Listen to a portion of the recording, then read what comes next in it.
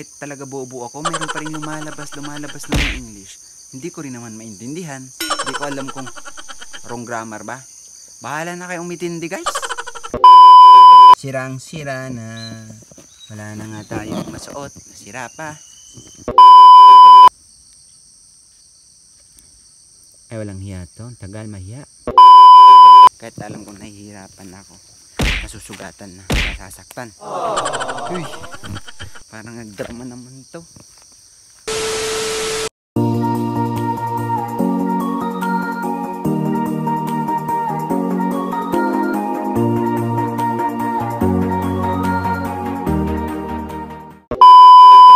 What's up guys, this is your June Canto and welcome to my YouTube channel. So another vlog na naman po tayo. So magandang umaga. So ang ganda ng sikat ng araw ngayon. So kita niyo naman, sun kiss na sun kiss. Hindi, joke lang. So ngayon ang gagawin ko ngayon ay wala lang. Gagawin ko lang yung mga palagi kong ginagawa pag umaga. Bali, andito na naman po ako sa labas. So kung nakikita nyo, dating bahay din namin ulit. Yung kambing na yon, kambing ng kapatid ko, so naiwan niya dito. So tayo mag-aalaga dyan.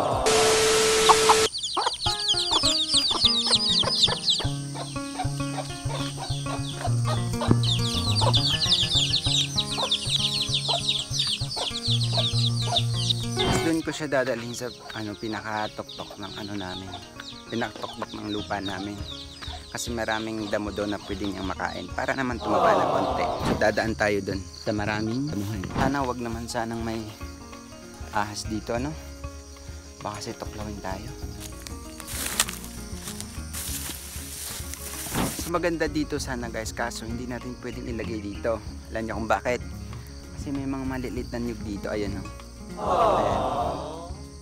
Tsaka ayun pa doon sa dulo. At may saging pa dito guys. So panigurado kakainin yan. So mapapagalitan na naman tayo. Tayo na naman may kasalanan. So alam nyo guys, pag boring ako dito ako tumatambay. Alam nyo kung bakit?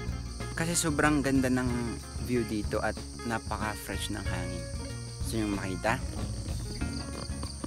ayan. Kung nakikita nyo yung sa pinakadulo, yun yung Malabang. At itong sa amin, ito yung Calanogas. So magandang tumambay dito.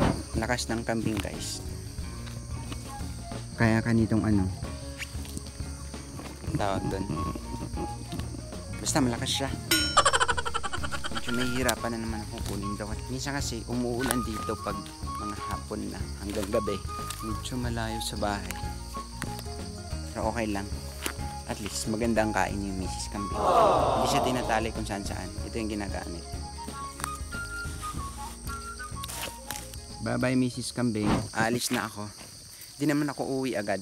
May pinapagawa lang si mama. Sabi niya sa akin, kukunin ko daw yung mga bunga ng hindi ko alam kung anong Tagalog nun.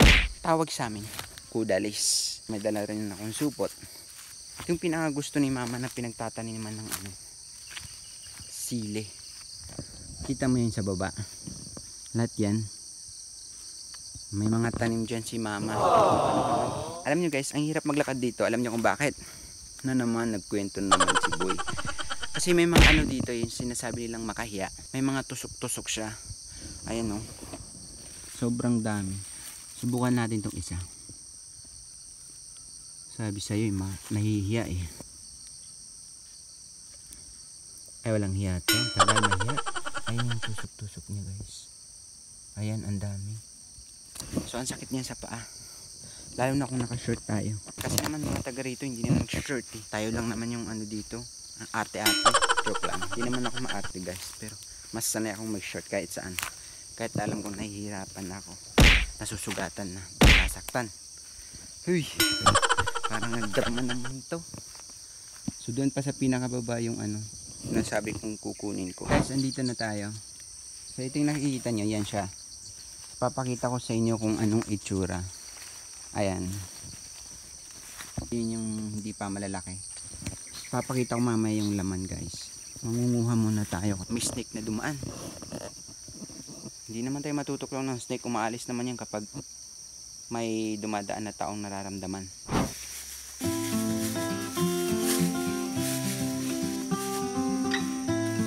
So mahirap to kunin kasi mayroong mga sa ilalim.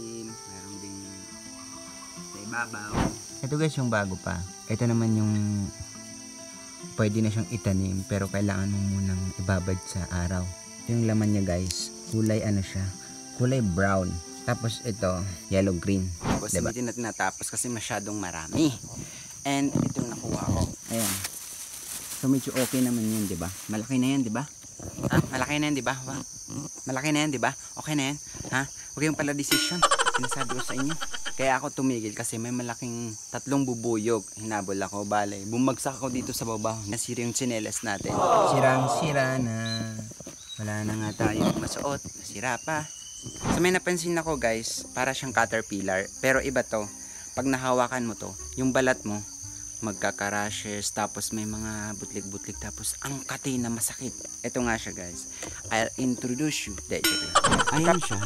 Sobrang kati niyan guys. So shout out na rin kay Idolo, kay Fraud5082 from Pangasinan. So without further, huy, nag-English na naman siya. Hindi. Kahit talaga bobo ako, meron pa rin lumalabas ng mga English. Hindi ko rin naman maintindihan. Hindi ko alam kung wrong grammar ba. Bahala na kayo umitindi guys. So thank you pa rin guys sa panonood nyo. Kahit nag-enjoy man kayo o hindi, makikita tayo ulit sa mga video ko na naman na walang kabuluhan. Joke lang. Binabash ko ng sarili ko. So yun guys, thank you sa panonood nga again. Bye bye na. Bye bye.